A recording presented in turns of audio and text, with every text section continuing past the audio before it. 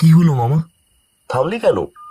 সামনে সামনে নলিকাটার শ্মশান, বুঝলি?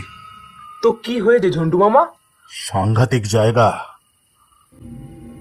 শোন শোন শোন, তোরা কেউ কোনো কথা বলবি না, চুপচাপ যাবি। যা কিছু হোক, পেছনে বাঁয়ে ডায়ে কোনো দিকে তোরা তাকাবি না, শুধু সামনের দিকে তাকিয়ে চলবি। বুঝতে পেরেছিস?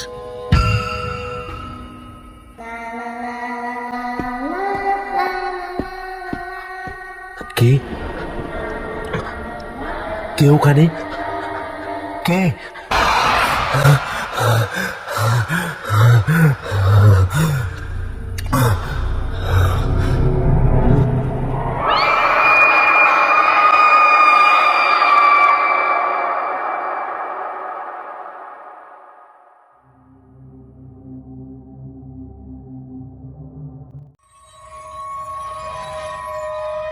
ট্রেনটা যখন ন্যাত্রা স্টেশনে থামলো তখন ঘড়ির কাঁটায় সন্ধে 7টা। আমি যাচ্ছিলাম নলিকাটা গ্রামে আমার দিদার বাড়িতে। দিদা কয়েকদিন ধরে ভীষণ অসুস্থ, তারপর কাল কালী পুজো। মামা অনেকদিন ধরেই বলছিল আমাকে তাদের গ্রামে যেতে। পড়াশোনার চাপে আমার কোনো মতে দিদার বাড়িতে যাওয়ার সময় হয়ে উঠছিল না। এইবার পরীক্ষা শেষ হতেই আমি আর আমার বন্ধু অভি দুজনেই চলে গেলাম ওই নলিকাটা গ্রামে। ন্যাত্রা স্টেশন থেকে প্রায় ঘন্টাখানেক লাগে নলিকাটা গ্রামে যেতে। পথও সুগম নয়। মামার মুখে শুনেছি খুব বড় করে ওখানে কালী পুজো হয় নাকি, তাই যাওয়ার ইচ্ছে অনেক দিন ধরেই ছিল। ন্যাত্রা থেকে 7:40 নাগাদ একটা বাস যায়, ওই দিকেই যায়। তাতেই উঠে পড়লাম।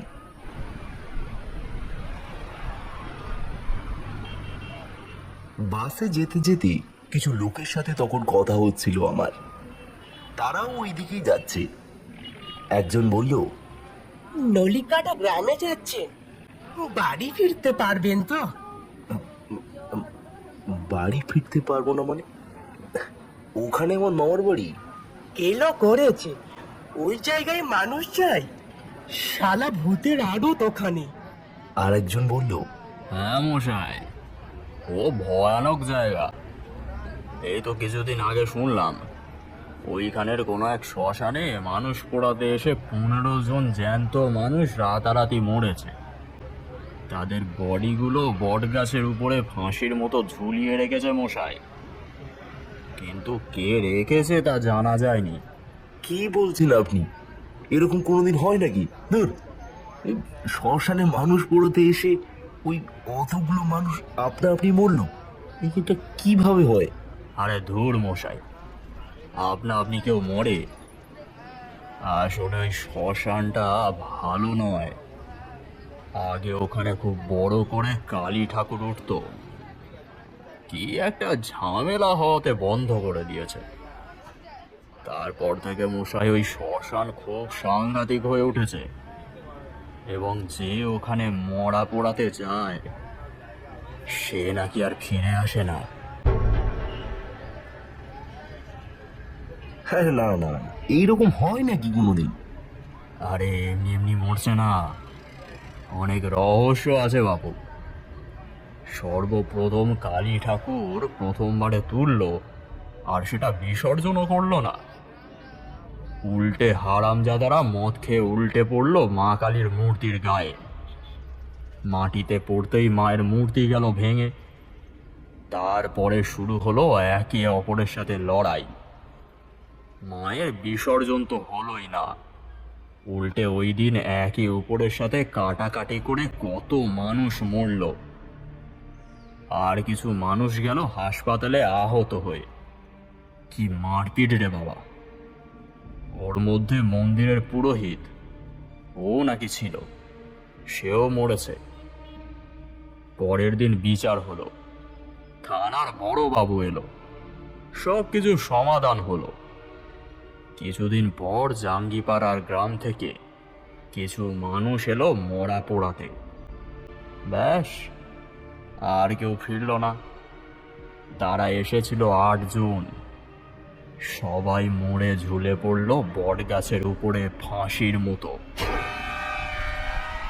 নলিকাটা গ্রামে যেও না, বিপদে পড়বে।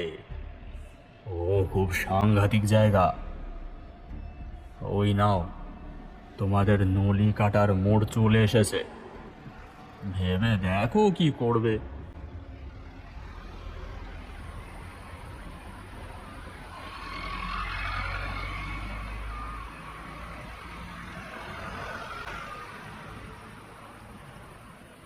এতক্ষণ তাদের কথা শুনতে শুনতে আমরা চলে এলাম নলিকাটার মোড়ে।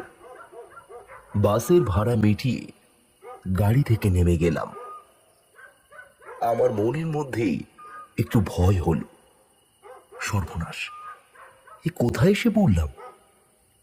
সেই কবে ছোটবেলায় মা বাবার সাথে এসেছি, তারপরে মা বাবা মারা গেল, আর আমি চলে গেলাম হোস্টেলে। মাঝে মাঝে মামার সাথে ফোনে কথা হতো, আর প্রতিবারই মামা আমার সাথে গিয়েই দেখা করত। মাঝে মাঝে দিদাকেও নিয়ে যেত। মামা বিয়ে করেনি, বয়স প্রায় 40 কি 42-এর কাছাকাছি। তার নাকি বিয়ে করার ইচ্ছেই নেই। সে নাকি বলে বিয়ে করার নাকি এখনো অনেক সময় আছে। যাই হোক, আমাকে এইভাবে চিন্তিত দেখে অভি বলল, কি ভাবছিস বলতো? না মানে ওরা যা বলে গেল। আরে ওদের কথা শুনছিস? যত সব বাতেলা গল্প। তোর বিশ্বাস হয় যে শ্মশানে মানুষ পোড়াতে গিয়ে তার আর ফিরে আসে না? ওই বট গাছের ওপরে ঝুলে আপনামনি মরছে। গ্রামের মানুষদের এই একটা দোষ ভাই, টাউন এলাকার কোনো ছেলে দেখলেই ভূতের গল্প বলে ভয় দেখাবার চেষ্টা করে। ওরা জানে না আমরা কি জিনিস। কিরে চল, ভাবছিস কি? তুই না মায়েরি, চল তো। প্রায় আমাকে ধমক দিয়ে কথাগুলো একটানা বলে সামনের দিকে আমাকে এগিয়ে নিয়ে গেল অভি। ওর কথা শুনে মনে একটু সাহস পেলাম। কিছুটা সামনে আসতেই মোড়ের মাথার রাস্তাটা দুদিকে ভাগ হয়ে গিয়েছে, আর ঠিক সেই সময় আমরা দেখতে পেলাম দূরের অন্ধকারে গা মিশিয়ে কে যেন একটা দাঁড়িয়ে আছে। সত্যি বলতে প্রথমে ভয় পেয়ে গিয়েছিলাম, কিন্তু তারপর যখন সেই আগন্তুকের কণ্ঠ শুনতে পেলাম, বিক্রম নাকি? তখন বুঝতে পারলাম এ তো আমার ঝন্টু মামা। আমরা এগিয়ে গেলাম তাড়াতাড়ি তার দিকে। সামনে আসতেই দেখলাম মামার মুখটা কিরকম ফ্যাকাশে হয়ে আছে, কি যেন একটা গভীর চিন্তাতে মগ্ন হয়ে আছে। দিদিমা ভালো আছে তো? কি হয়েছে মামা? না না, কিচ্ছু হয়নি। আচ্ছা, তোরা এত দেরি করলি কেন? আসলে বাসটা এত লেট করছিল না, কি বলবো। কেন, কি হয়েছে? তুই এখানে আসার আগে তোকে কিছু কিছু ব্যাপার বলে রাখলে ভালো হতো বিক্রম। আরে বলবে তো কি হয়েছে। তোমাকে এত উত্তেজিত লাগছে কেন মামা? হ্যাঁ, তোর দিদিমার অবস্থাটা ভালো নয়, যে কোনো মুহূর্তেই কিছু বিপদ হয়ে যেতে পারে, তাই খুব চিন্তা হচ্ছে বুঝলি। সে কি, ডাক্তার আসেনি? এসেছে, ওনাকে বসিয়ে রেখে তারপর তো এলাম। তবে আশা নেই রে বিক্রম, একদম আশা নেই। এত ভেঙে পড়ো না মামা, মনকে শক্ত করো। চলো চলো চলো, তাড়াতাড়ি চলো। আমরা তাড়াতাড়ি হাঁটতে হাঁটতে নলিকাটা গ্রামের মধ্যে প্রবেশ করলাম। রাস্তাঘাট এত অন্ধকার যে কিছুই দেখা যায় না। এত নিস্তব্ধ একটা গ্রাম কিভাবে? মনে হয় এখানে কোনো মানুষ বাস করে না। হাঁটতে হাঁটতে হঠাৎ মামা থেমে গেল। বেশ বোঝাই যাচ্ছে প্রচন্ড চিন্তার মধ্যে আছে মামা। কি হলো মামা, থামলে কেন? সামনে নলিকাটার শ্মশান, বুঝলি। তো কি হয়েছে ঝন্টু মামা? সাংঘাতিক জায়গা। শোন শোন শোন, তোরা কেউ কোনো কথা বলবি না, চুপচাপ যাবি। যা কিছু হোক, পেছনে বাঁয়ে ডায়ে কোনো দিকে তোরা তাকাবি না, শুধু সামনের দিকে তাকিয়ে চলবি। বুঝতে পেরেছিস? কেন মামা, কি হয়েছে? এসব কথা বলার এখন সময় নয় অভি। আমি যা বলছি একটু মন দিয়ে শোন, বাকিটা সব বলবো, কিন্তু পরে, এখন নয়। তাড়াতাড়ি চল। আমরা ঝন্টু মামার কথা শুনি সামনের দিকে এগিয়ে গেলাম। তখন আমরা শ্মশানের সামনে দিয়েই হাঁটছিলাম। হাঁটতে হাঁটতে মামা বলল, কোনো কথা নয় এখানে আর, ঠিক আছে? তাড়াতাড়ি চল। ঝন্টু মামাও পাগল হয়ে গিয়েছে ওই লোকগুলোর মতো, উল্টো পাল্টা বকছে। এই শ্মশানে যা পরিমাণে বাজে দুর্গন্ধ বেরোচ্ছে, তাতে ভূত ভগবান কেউই থাকবে না। শালা নো ভগবান নো আত্মা। থুতু ফেলি এমন জায়গায়।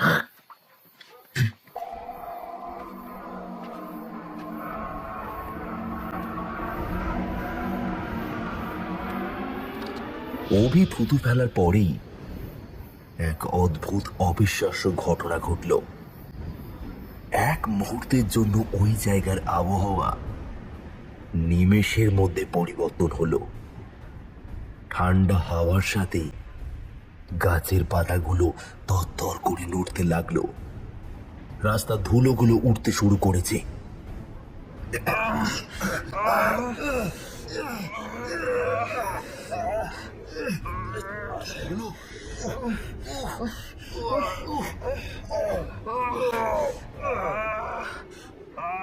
আমাদের চোখে সেই ধুলোগুলো এসে পড়তে শুরু করলো।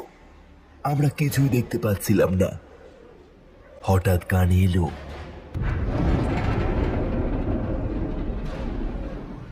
কড়কড় আওয়াজ করে কোনো এক দরজা যেন খুলে গেল আপনা আপনি। সঙ্গে সঙ্গে ঝন্টু মামার চিৎকার শুনতে পেলাম, পালা পালা, শ্মশানের দরজা খুলে গেছে, পালা।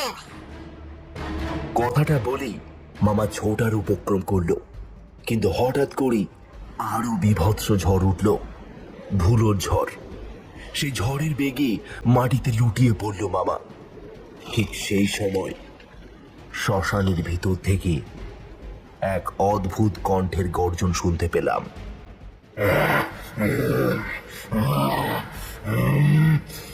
আমার বুকের ভিতরটা ধক করে উঠেছিল। অনেক কষ্টে মামাকে তুলতে যাব এমন সময় শ্মশানের ভিতর থেকে ঘোনা গলায় কে যেন বলে উঠল, এই হারামজাদা, যেখানে আমি থাকি সেখানেই ধুতে ফেলিস, নোংরা বলিস, ছাড়খাড় করে দেবো তোদের। অভি চিৎকার করে হাওয়ার মতো যেন মাটিতে পড়ে গেল। কে যেন চুম্বক শক্তি দিয়ে তাকে টেনে নিয়ে যাচ্ছে ওই শ্মশানের দিকে।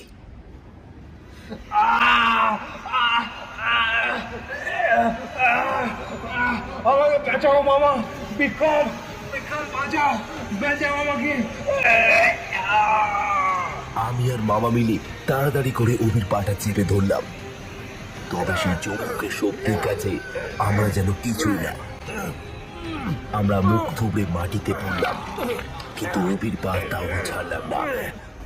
আচমকা শ্মশানের দরজা আপনা আপনি খুলে গেল আবার।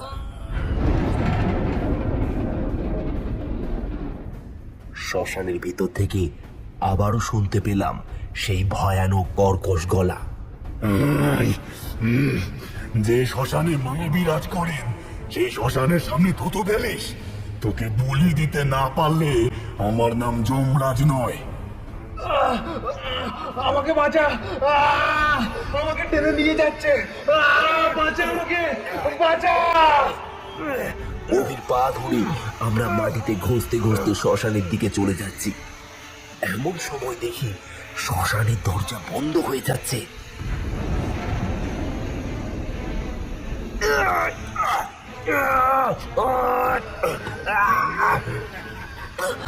মামা, মামা ছেড়ে দাও, না হলে ওই দরজার আঘাতে আমাদের মাথা ফেটে দু টুকরো হয়ে যাবে। ছেড়ে দাও, ছেড়ে দাও মামা, পা ছেড়ে দাও, পা ছেড়ে দাও মামা। না, না ছাড়িস না, আমাকে ফেলে যাস না বিক্রম, আমাকে ছেড়ে যাস না, আমি বাঁচতে চাই, আমাকে মেরে ফেলিস না ভাই, আমি বাঁচতে চাই।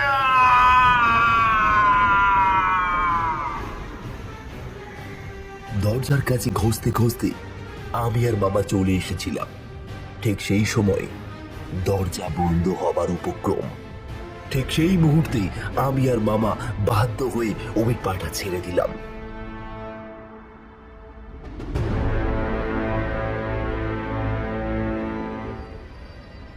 এক প্রকার চিৎকার করতে করতে অভি নলি কাটা শ্মশানের ভিতরে চলে গেল এবং সাথে সাথেই দরজা বন্ধ হয়ে গেল। নলি কাটা শ্মশানের ভিতর থেকে ছুটে এলো ভয়ানক হাসির আওয়াজ।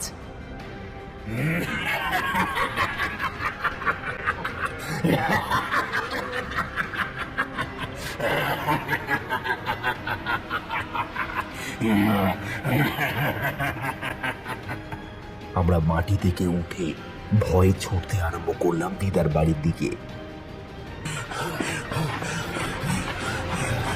তাড়াতাড়ি চল, তাড়াতাড়ি চল, তাড়াতাড়ি চল।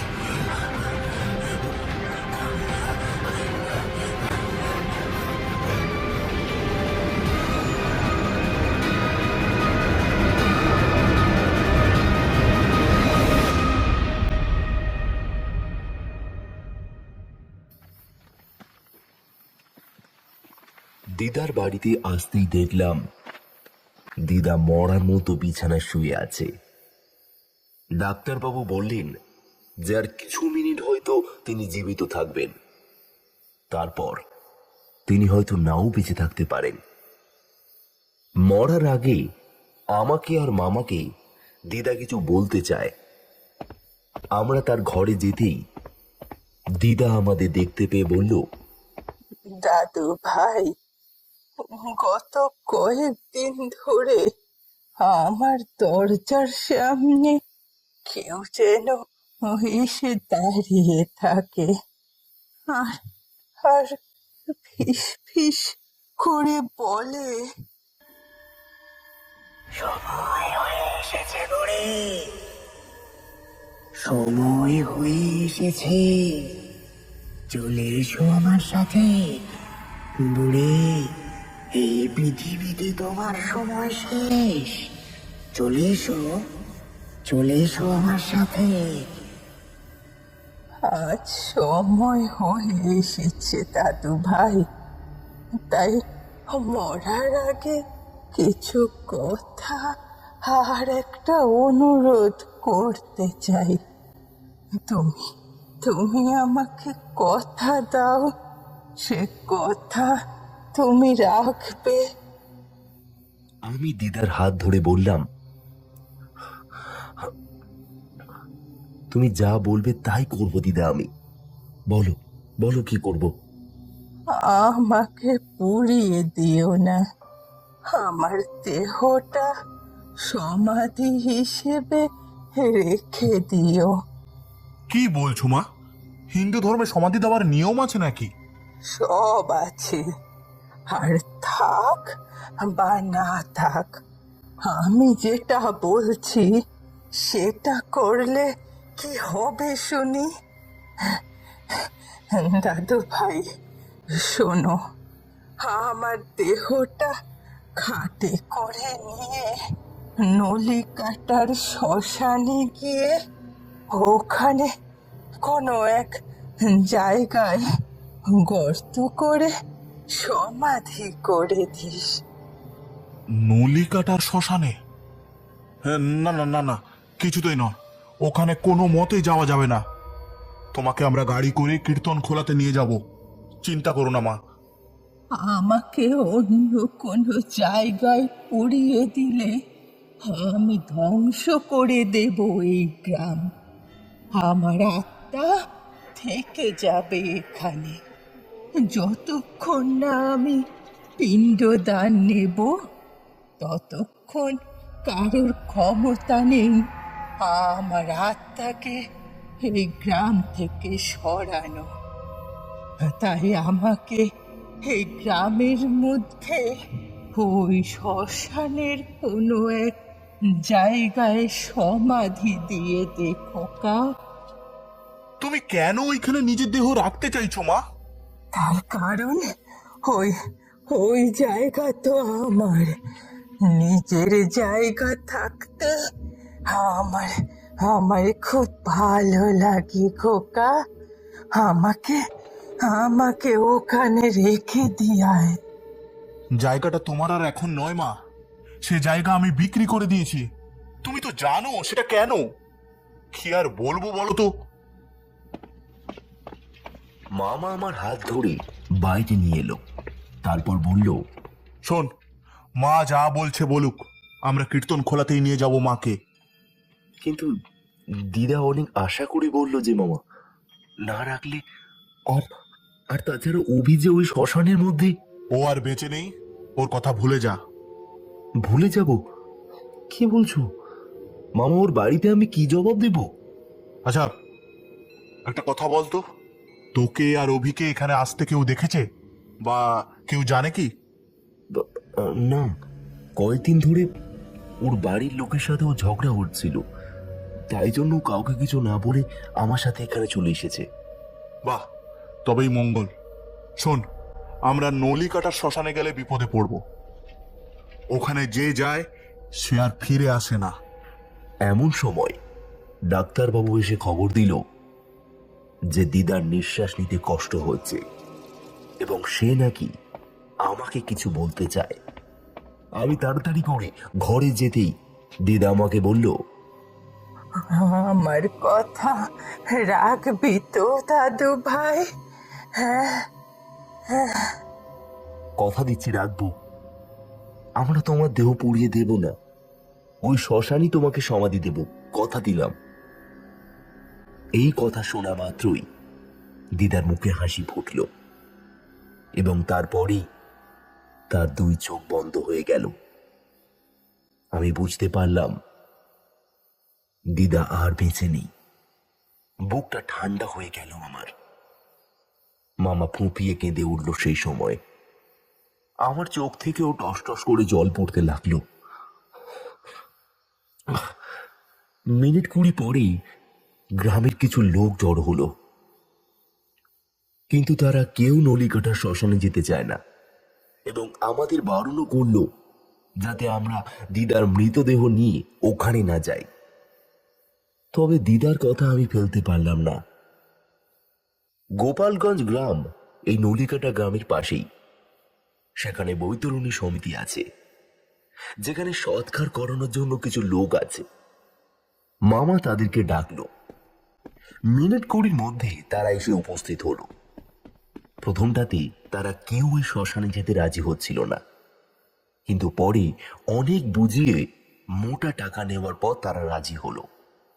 ওদের মধ্যে থেকে 4 জন লোক এলো এবং আমি আর মামা। রাত তখন প্রায় 11টা। খাট কাঁধে নিয়ে চললাম নলিকাটার শ্মশানে।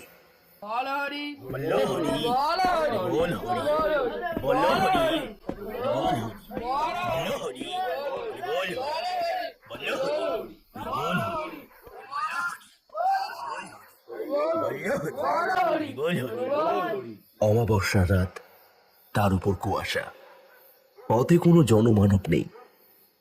মামাদের বাড়ি থেকে নলিকাটার শ্মশানে যেতে 15 থেকে 20 মিনিট হাঁটতে সময় লাগে।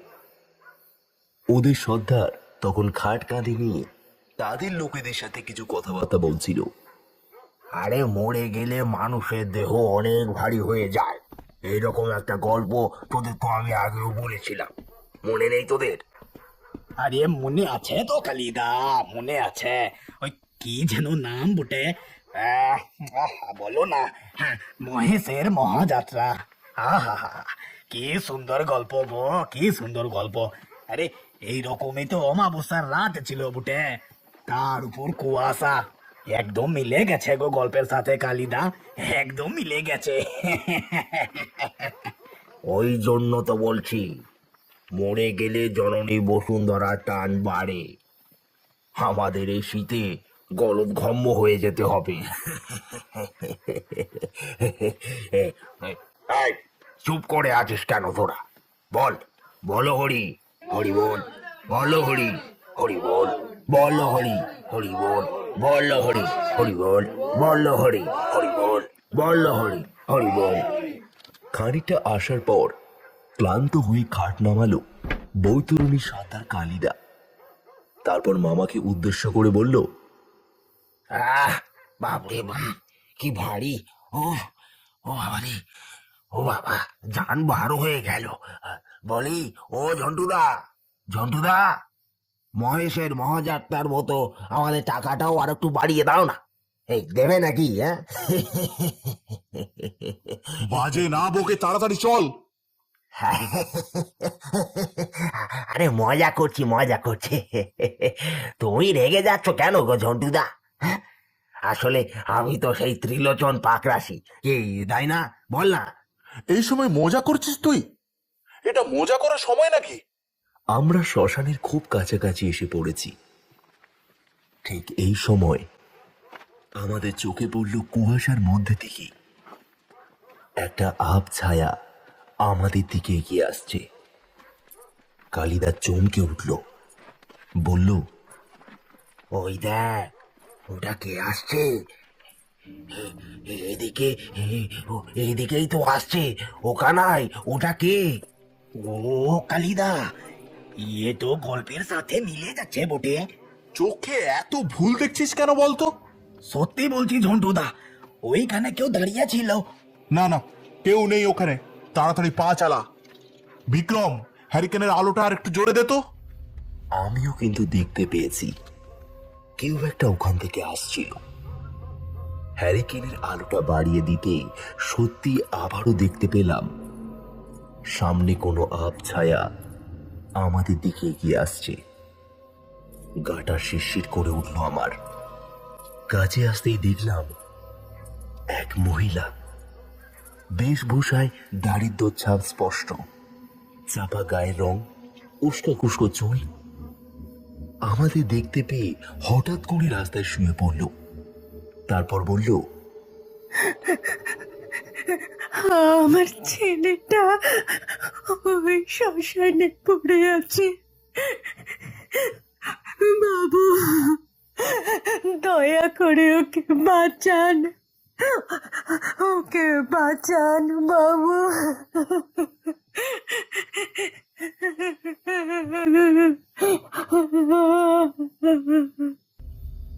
নিশ্ছিদ্র নিশ্চিম এই পুঞ্জীভূত অন্ধকারের মধ্যে কোনো শব্দ নেই, কোনো প্রাণের সাড়া নেই, কোনো দিশা নেই। শুধু পায়ের কাছে এই রমণীর ফুঁপিয়ে কান্নার শব্দটুকুই খালি শোনা যাচ্ছে। আমি মহিলাটিকে মাটি থেকে উঠিয়ে দাঁড় করাই।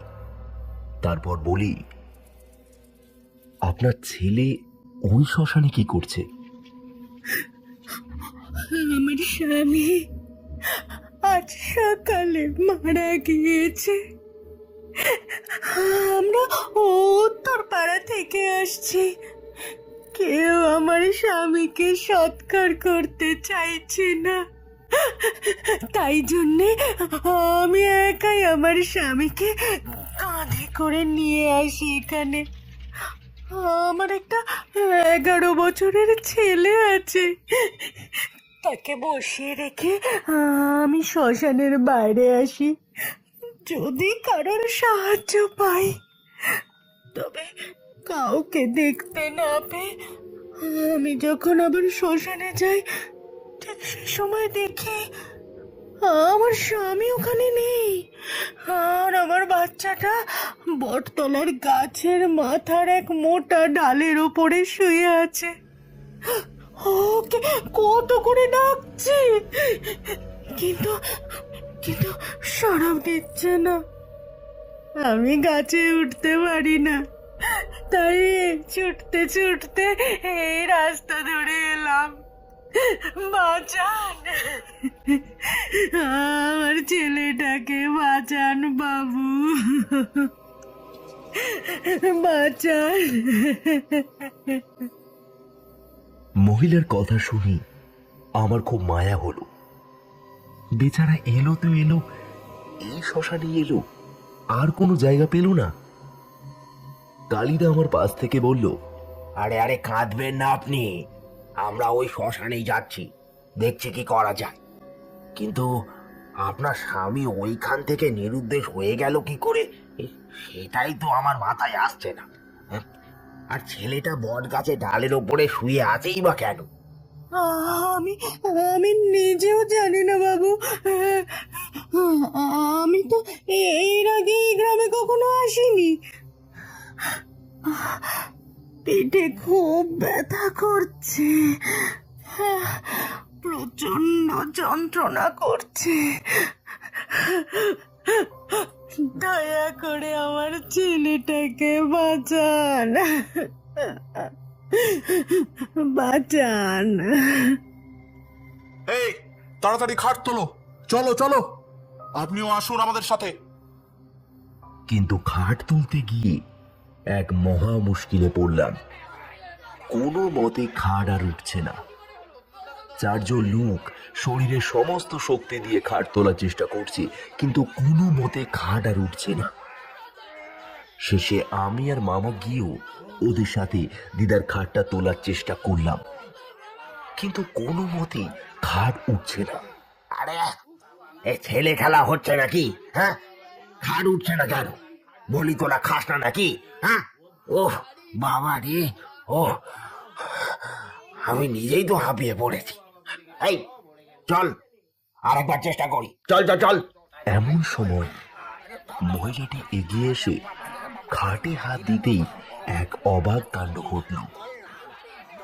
এতক্ষণ যে খাট 6 জন মিলে তুলতে পারছিলাম না, সেই খাট ওই মহিলা হাত দিতেই খাটটা আমাদের কাঁধে উঠে গেল কি করে? সবাই এই চিন্তাই হয়তো করছিল। দিদার ভার ক্রমশ বাড়ছে, এক অসহ্য রকমের ভারী হয়ে উঠেছে দিদার দেহ। আমরা সকলেই মাটিতে বসে পড়লাম। এই যে চলে এসেছি আমরা, বলছি চলুন না আমার ছেলেটাকে একটুখানি একটু সাহায্য করুন না। আর ছেলে, ও বাবা, এইরকম খাট জন্মে বইনি। ও মা গো, ও বাবা, ও বাবা কি ভারী। ও ও ও বাবা গো। ও কালিদা, যাই বলো কালিদা, এ তো পুরো মহেশের মহাযাত্রার গল্পের মতন। ও বাবা, যদি এক চিলতে গাঁজা থাকতো এই সময় তাহলে বেশ ভালোই হতো, কি বলো? এই চল চল চল, উঠে পড় তোরা। আরে ওঠা ওঠা, খাটটা ওঠা, দেরি করিস না, চালাকি পরে করবি, তাড়াতাড়ি ওঠা। খাট কাঁধে নিয়ে নলিকাটা শ্মশানে প্রবেশ করলাম আমরা। প্রায় 2 ঘন্টা মতো আগে এখানে আমাদের সাথে যে কি হয়েছিল তা একমাত্র আমি আর মামা ভালোই জানি। শ্মশানটার সামনে এক মস্ত বড় শানের ঘাট, সামনে বড় বড় কিছু গাছ রাজার মতন দাঁড়িয়ে আছে। খানিকটা দূরে একটা ঘরের মধ্যে চিতার খাট তৈরি করা, এবং তার পাশে একটা জমির মধ্যে সমাধিরও জায়গা রয়েছে। জায়গাটা অত্যন্ত নিস্তব্ধ এবং ভয়ানক, গা ছমছম করছে। খাট নামিয়ে কালিদা বলল, চলো চলো চলো, দেরি করে লাভ নেই। এই কানাই, তুই পটাই আর কেষ্ট মিলে ওনার সাথে যাতো, গিয়ে দেখ ওনার ছেলে কোন বট গাছে উঠেছে, গাছে উঠে নামিয়ে নিয়ে চলে আয়, দেখিস সাবধানে কিন্তু। 3 জন ওই মহিলাটির সাথে গেল তার ছেলেটাকে বটগাছ থেকে নামাতে। মামা আর আমি মিলে মাটি খুঁড়তে লাগলাম। কালিদা চিতার সামনে দাঁড়িয়ে দাঁড়িয়ে বিড়ির টান দিচ্ছিল। ঠিক সেই সময় দূরের কোনো এক জায়গা থেকে পুরুষ কণ্ঠের চিৎকার ভেসে আসলো আমাদের দিকে।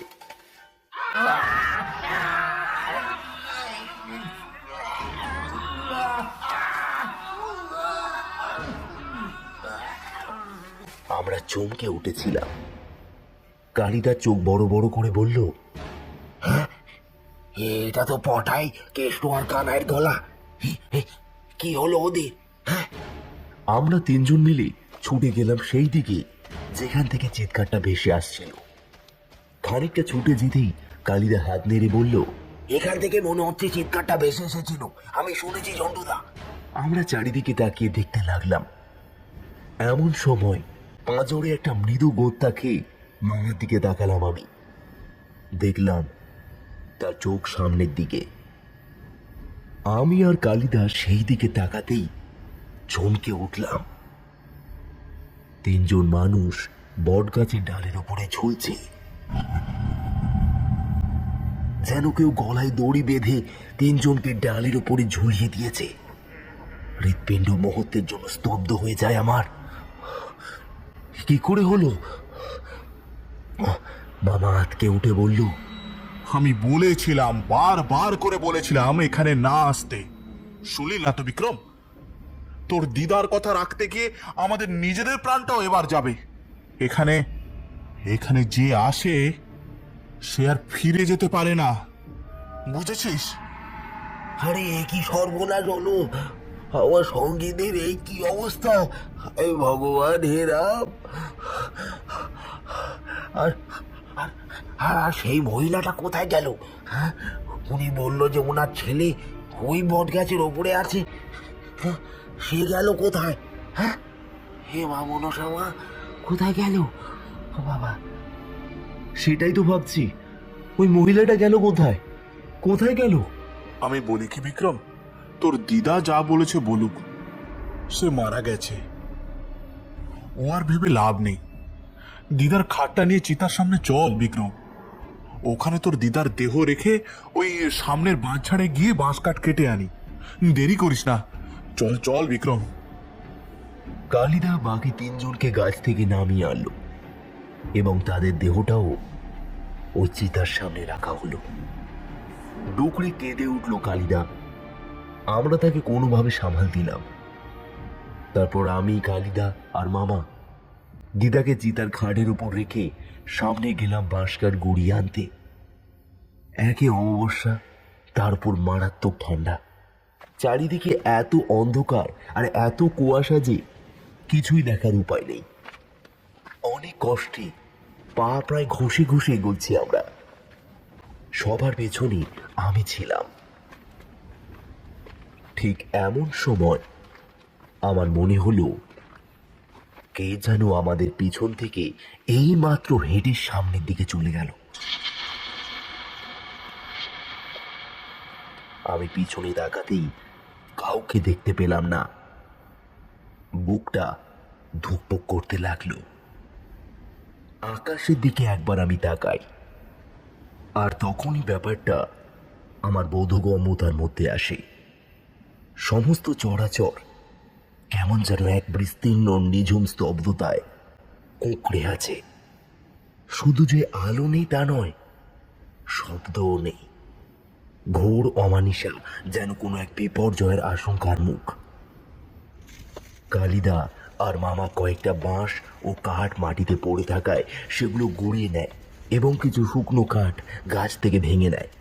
তারপরে বলে, শোন, এতে কাজ হয়ে যাবে। চিতা ভর্তি করে কাঠ দেওয়ার দরকার নেই।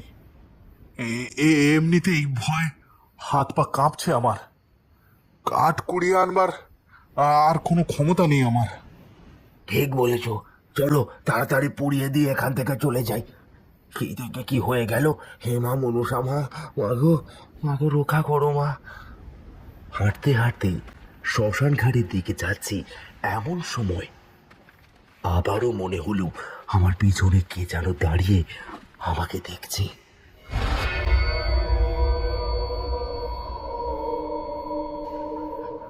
এক মুহূর্তের জন্য আমি থমকে দাঁড়িয়ে পড়লাম। বুকের ভিতরটা সেই সময় ভয়ে কেঁপে কেঁপে উঠছিল। মামা ও কালিদা অনেকটা আগে চলে গিয়েছে, তারা আর পেছনে ফিরে তাকায়নি। আমি এবার সাহস করে পেছনে ফিরে তাকাতেই দেখলাম আমার কাছ থেকে কয়েক হাত দূরে কে যেন দাঁড়িয়ে আছে। অন্ধকারে অন্ধকারে তার আবছায়াটা খালি দেখা যাচ্ছে। কে কে ওখানে? কে? অন্ধকারের মধ্যে থেকে ভেসে এলো, আমি বন্ধু, আমি। অভি। অভি, হ্যাঁ ভাই, আমি। তুই বেঁচে আছিস? ভাই, ভাই তুই বেঁচে আছিস? ভাই, সামনে আসিস না, দূরে থাক। কেন ভাই? তুই তুই কি আমার উপর রাগ করেছিস? হ্যাঁ ভাই, রাগ করেছিস? একদম না, তুই আমার খুব ভালো বন্ধু, তোর ওপর রাগ করে থাকতে পারি? তবে তবে তুই আমার কাছে আসছিস না কেন? দূরে দাঁড়িয়ে আছিস কেন ভাই? কাছে আসবি না ভাই? আমি সামনে গেলে তুই ভয়ে আঁতকে উঠবি, মূর্ছিত হয়ে মাটিতে পড়ে যাবি। তার চেয়ে বরং যেটা বলছি সেটা শোন। কি বল? তুই এখানে থাকিস না ভাই, চলে যা, এই শ্মশান থেকে চলে যা। আমি কথা দিচ্ছি, তোকে ওরা কেউ মারবে না। কি সব বলছিস তুই? ঠিক বলছি, তোকে ওরা মারবে না। তবে তুই ওদের রাস্তায় বাঁধা হয়ে আসলে তখন কিন্তু বিপদ আছে। তুই কি বলছিস? আমি কিছুই বুঝতে পারছি না অভি, কি বলছিস? এমন সময় অভির পাশে আরো 3টে আবছায়া মূর্তি এসে উপস্থিত হয় এবং আস্তে আস্তে অন্ধকারের মধ্যে থেকে তারা বেরিয়ে এলো আমার সামনে। তাদের দেখার পর আমি ঠক ঠক করে কাঁপতে শুরু করলাম। ভয় পেও না, আমি তোমার কোনো ক্ষতি করব না। আমার নাম যমরাজ পুরোহিত। 3 জন সামনে এলেও অভি কিন্তু সামনে এলো না, দূর থেকেই বলল, বিক্রম, এরা বদলা চায়, এরা 3 জন নির্দোষ, কিন্তু কিন্তু এদেরকে যুক্তি করে ছল করে মেরেছে তোর মামা। আমার বোধ বুদ্ধি ভোঁতা হয়ে যেতে শুরু করলো। এক মুহূর্তের জন্য আমি চমকে উঠি এই কথা শুনে। ঝন্টু মামা? এই সেই মহিলা যাকে তোরা শ্মশানের বাইরে দেখেছিস। ইনি উত্তর পাড়া থেকে আসেনি, ইনি এই গ্রামেরই মেয়ে, আর এই এনার 11 বছরের ছেলে। এদেরকে এদেরকে নৃশংসভাবে হত্যা করেছে তোর মামা। মামা ওরকম মানুষ নয়, এটা কিছুতেই হতে পারে না। তোরা তোরা মিথ্যে কথা বলছিস ভাই, এটা এটা কিছুতেই হতে পারে না। তোমার মামাকে তুমি এখনো চেনো না, তাই তুমি এই কথা বলছো। শোনো তবে, আজ থেকে প্রায় 5 বছর আগের কথা। তখন আমি এই শ্মশানেই পুজো করতাম। একদিন একদিন সন্ধ্যাবেলায় আমি মা কালীর পুজো করছিলাম। তখন দেখি তোমার মামা আর কিছু গ্রামের লোক মিলে কিছু কথা আলোচনা করছিল মন্দিরের পিছনে দাঁড়িয়ে। তাদের কথা আমি কিছুটা আড়ি পেতে শুনলাম। তারা বলছিল, অনেক টাকা উঠেছে ভাই, রোড কালেকশন থেকে শুরু করে পাড়ায় চাঁদা তোলার টোটাল 15,000, বুঝলি? সরকার থেকে দিচ্ছে 8,000, তাহলে টোটাল দাঁড়ালো গিয়ে এই 23,000। বাস 10,000 শ্মশানের জন্য থাক। মায়ের মূর্তি কি রং করবে বলছিল ও বেটা যমরাজ পুরোহিত, আর কি যেন কাজ করবে বলছিল। ওর জন্য 10 দিয়ে দাও, আর বাকিটা আমাদের। পাগল নাকি? দোষ দেবো কেন? তাছাড়া মায়ের মূর্তি রং করে কি হবে? কোনো লাভ আছে কি? আর মন্দির ঠিক করেও বা কি হবে? ও যেমন আছে তেমন থাক। পুজোর খরচা খালি দেব, বাকিটা আমাদের। বিরোধী পার্টিরা তাহলে কি করতে আছে? আমরা কাজ করব আর ওরা ভোটের সময় এসে ভোট নেবে? মা আমার বাড়ির আবদার পেয়েছে নাকি? এই সব কথা শুনে আমি বাইরে বেরিয়ে এসে প্রতিবাদ করি, কিন্তু ওরা আমার কোনো কথা শোনে না। দিনের পর দিন ওরা গরিব মানুষের টাকাগুলো নিয়ে মন্দিরের কাজে না লাগিয়ে নিজেরা ফুর্তি করেছে, মদ খাচ্ছে। এমনকি তোমার মামা শ্মশানের মধ্যে মেয়ে এনে তাদের সাথে নোংরা কাজ করতে গিয়েও ধরা পড়েছে, আর সেটা আমি ধরিয়ে দিয়েছিলাম। পাড়ায় জানাজানি হতেই তোমার মামাকে সবাই ধিক্কার দিতে শুরু করে। সেই রাগে তোমার মামা আমাকে ফাঁসিয়ে দেয়, বলে কি সরকার থেকে পাওয়া ও গ্রামের লোকের টাকা নাকি আমি নিয়েছি। এমনকি বিরোধী পার্টির সঙ্গে হাত মিলিয়ে শ্মশানটাকে ভেঙে মদের ব্যবসা করবো বলেছি নাকি। আমাকে চোর অপবাদ দেয়। তারপর নিজেরা মিলে আমাকে মারধর করে। কালী পুজোর সময় নিজেদের মধ্যে মারপিট করে তারপর মাঝরাতে আমাকে, আমার স্ত্রী ও আমার ছেলেকে বাড়ি থেকে তুলে এনে ওই শ্মশানের বট গাছের উপরে গলায় দড়ি দিয়ে ঝুলিয়ে দেয় বিনা কারণে। এত মারলো আমাকে, তাও রাগ কমলো না ওর। আমার বউকে গলায় দড়ি দেবার আগে 7-8 জন মিলে ধর্ষণ করে, তারপর তাকে বট গাছের উপরে ঝুলিয়ে দেয় উলঙ্গ অবস্থায়। তুমি বলো এটা কোথাকার বিচার? কই, পুলিশ তো কিচ্ছু করলো না। একটা মেয়েকে ধর্ষণ করলো, একটা বাচ্চা ছেলেকে হত্যা করলো, কোথায় পুলিশ?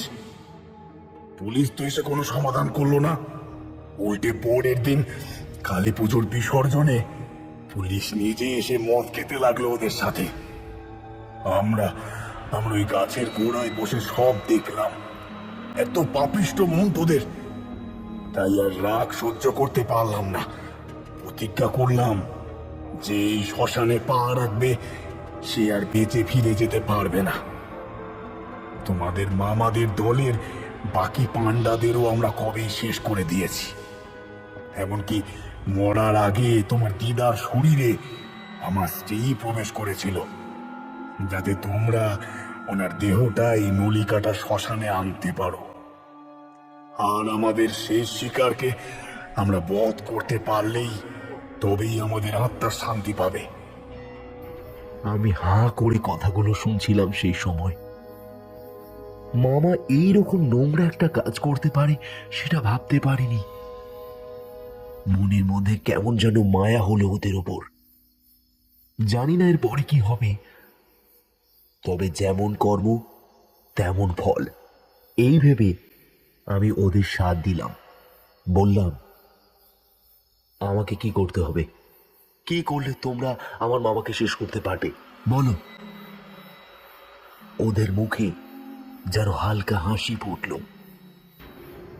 যমরাজ পুরোহিত বলল যে আমার মামার গলায় এক শক্তিশালী কবজ আছে, যেটা আমাকে খুলে ফেলতে হবে। যতক্ষণ ওই কবজ আমার মামার গলায় থাকবে ততক্ষণ ওরা নাকি মামাকে ছুঁতে উঠতে পারবে না। ঠিক আছে, তাই হবে, তবে আমাকে একটু সময় দাও। না, সময় নিলে হবে না। আজ অমাবস্যার রাত। আজ যদি আমরা তোমার মামাকে শেষ করতে না পারি, তাহলে আর কোনো দিনও আমরা ওনাকে শেষ করতে পারবো না। তাই তাই দয়া করে আমাদের সাহায্য করো, আমাদের এটুকু সাহায্য করো। ঠিক আছে, তাই হবে। এসো, তোমরা আমার সাথে এসো। আমরা হাঁটতে হাঁটতে শ্মশান ঘাটের দিকে এলাম। দেখলাম মামা আর কালিদা চিতার উপর কাঠ সাজাচ্ছে। আমার পাশ থেকে ওই মহিলাটি ফ্যাঁসফ্যাঁসে গলায় বলল, যাও, তোমার মামার গলার থেকে ওই কবচটা খুলে নাও। যাও। কথাটা বলি সে যেন হাওয়ার মতো কোথায় যেন মিলিয়ে গেল। আমি আস্তে আস্তে এগিয়ে গেলাম মামার কাছে। মামা আমাকে দেখতে পেয়ে বলল, কি রে, কোথায় ছিলিস এতক্ষণ? না মানে ওখানে। কে কে ওখানে? কে কে ওখানে? হ্যাঁ, না কেউ নয়। না না না না মানে কেউ না, কেউ নয়। তুই কি আমার কাছে কিছু লুকোচ্ছিস? না না না না, কি লুকাবো? আর না, কিছু লুকাইনি। ঝন্টুদা, সীতা রেডি আছে, তাড়াতাড়ি তোমার মার বডিটা নিয়ে এসো এখানে, তাড়াতাড়ি এসো। একা একা হবে না, খাট খুব ভারী, 3 জনকে ধরতে হবেই। চল চল বিক্রম।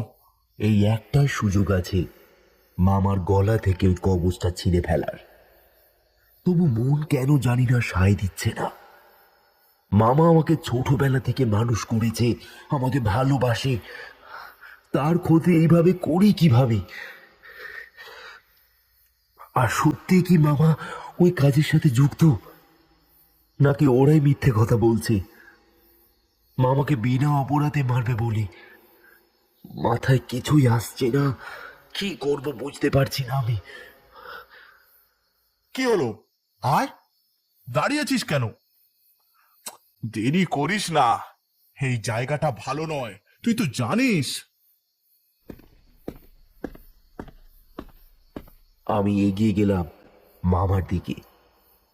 খাটটা তুলতে যাব, ঠিক এমন সময় মামার নিচু হতেই গলায় ঝোলানো সেই কবচটা জামার বাইরে বেরিয়ে এলো।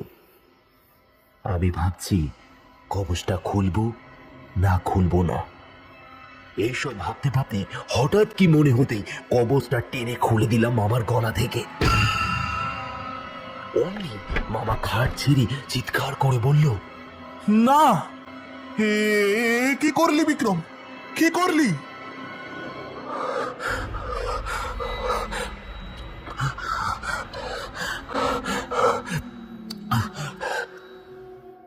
আমি ঘন ঘন নিঃশ্বাস ফেলতে লাগলাম। বুঝতে পারছি না যে আমি কি করব এখন। আমার মাথা যেন বনবন করে ঘুরছে, চোখ চোখ জিমিয়ে আসছে। কেন করলি এটা? বল বল বল, চুপ করে আছিস কেন? বল। আমি মামাকে কিছু বলতে যাব, ঠিক এমন সময় ঝড় উঠল। গাছের পাতা শন শন করে বইতে লাগলো। মুহূর্তের মধ্যে চারিদিকের আবহাওয়া পাল্টে গেল, ঠিক প্রথমবারের মতো। ধুলো উঠতে লাগলো হো হো করে।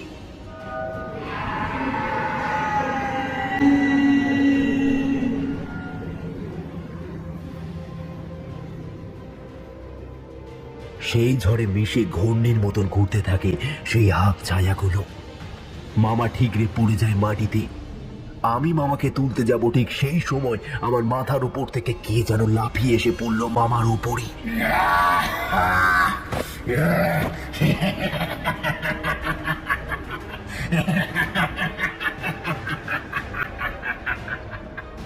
কালিদা এই সব দৃশ্য দেখে, ওরে বাবা রে, গেলুম রে, ও বাবা, ও বাবা রে, ও ও ও ও ও বলে দৌড় দিল।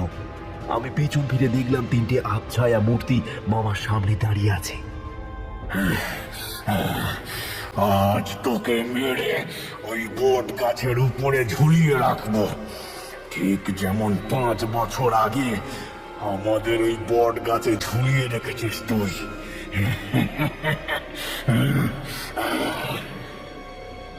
কে কে কে কে কে ঝুলিয়ে রেখেছে? আমি কিছু করিনি, আমি কিছু করিনি, সব মিথ্যে কথা, সব মিথ্যে কথা। আমি তোদের চিনি না, চিনি না আমি তোদের। তাই চিনিস না? হ্যাঁ, চিনিস না? তাহলে আমাকে একা পেয়ে ধর্ষণ করেছিলিস কেন? হ্যাঁ, উত্তর দে। ও ভাগনার সামনে সত্যি কথা বলতে বলে লজ্জায় মাথা কাটা যাচ্ছে, তাই না?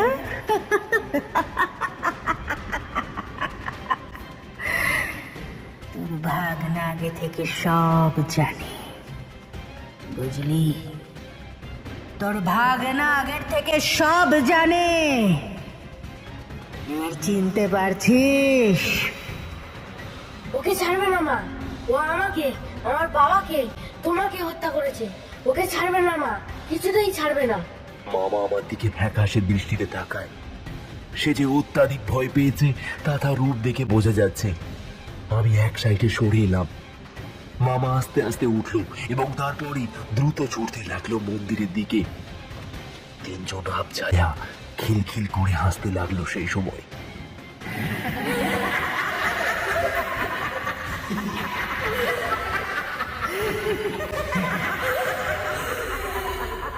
তারা কিন্তু মামার পিছনে ছুটে গেল না, শূন্যে ভেসে রইল। হঠাৎ হাওয়ার বেগ আরো বেড়ে গেল, আর ঠিক সেই সময় মামা মাটিতে খুঁজতে খুঁজতে চিৎকার করে এগিয়ে আসতে লাগলো আমাদের দিকে। তিনটে আবছায়া একসাথে খলখল করে আবারও হাসতে লাগলো।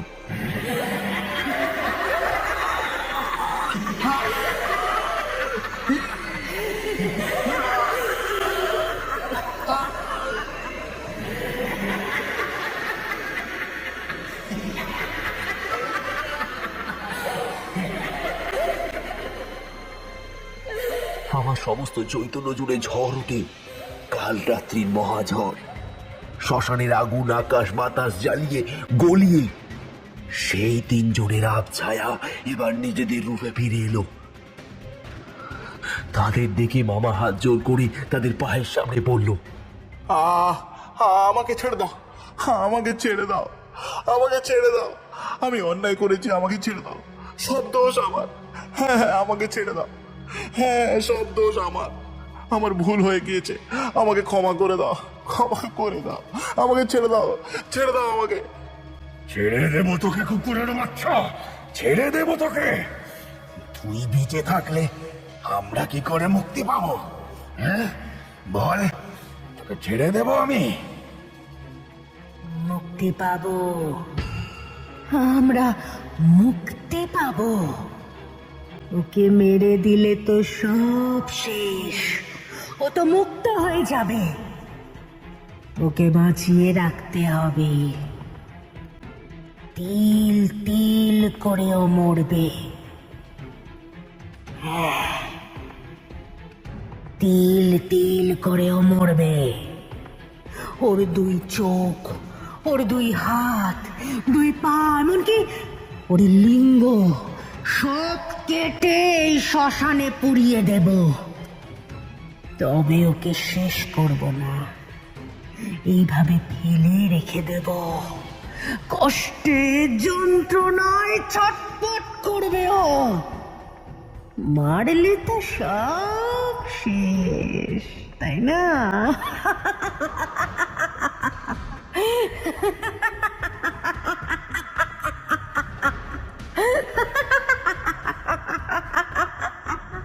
আমি শুধু কথাগুলো শুনছি, আমার মুখ থেকে সেই সময় কোনো শব্দ বেরিয়ে আসছে না। আমি যেন বোবা হয়ে গিয়েছি। ওই মহিলাটি বাম হাতটি দীর্ঘ করে চিতার উপর থেকে বাঁশের আগাটা তুলে আনে। তারপর সেই বাঁশের ধারালো আগা দিয়ে মামার দুই চোখের মধ্যে ঢুকিয়ে দেয়। পুরুষ ব্যক্তিটি দীর্ঘ হাত বাড়িয়ে দুই হাত ছেড়ে দেয় এবং সেই বাচ্চা ছেলেটি মামার পায়ে কামড় বসায়। যন্ত্রণায় ছটফট করতে থাকে মামা। আমি আর চোখের সামনে দেখতে পারলাম না। বেরিয়ে এলাম শ্মশানের বাইরে।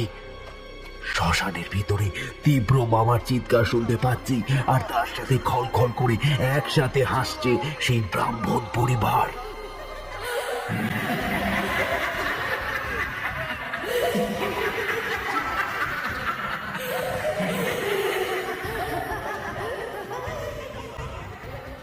চিৎকার আর অট্ট হাসিতে পুরো নলিকাটার শ্মশান যেন কেঁপে উঠেছিল। অত রাতে যদি কেউ জেগে থাকতো, তবে সে দেখতো যে হঠাৎ করে নলিকাটার শ্মশানে দপ করে জ্বলে উঠেছে লাল আলো। নলিকাটার শ্মশান থেকে যেন এক লাল আভা বিচ্ছুরিত হচ্ছে। আস্তে আস্তে তা উঠে যাচ্ছে, গুঁড়ো হয়ে মিলিয়ে যাচ্ছে। তার সঙ্গে সঙ্গে আরো অনেক কিছু উড়ে যাচ্ছে, মিলিয়ে যাচ্ছে রাতের অন্ধকারে। তাদের তিনজনের খলখল হাসি শুনতে পাওয়া যায় এবং আস্তে আস্তে তারা মিশে যায় মহাশূন্যে। শ্মশানের বাইরে থেকে মুখ বাড়িয়ে দেখলাম দাউ দাউ করে চিতার কাঠ জ্বলছে।